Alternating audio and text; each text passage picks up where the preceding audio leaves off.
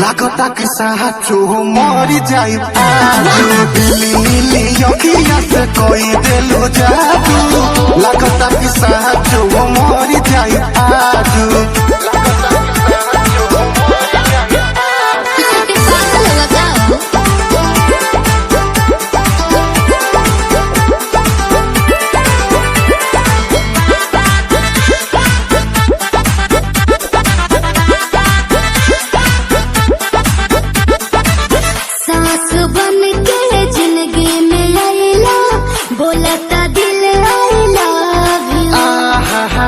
हो कहे जा का हम कही दिलवा में बहारू तू ही तू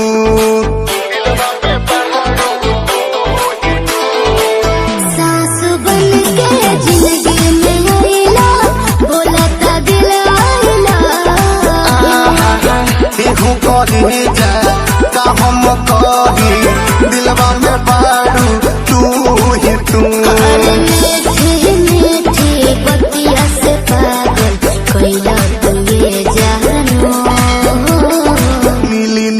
अखिया से कोई दिलु जादू लागता कि साचो मरी जाई। आई होप गाइस आपको वीडियो बहुत ही अच्छी लगी होगी। तो आप लोग को पता ही है क्या करना है, लाइक करना, शेयर करना, कमेंट करना और चैनल को सब्सक्राइब करके घंटी दबा लेना।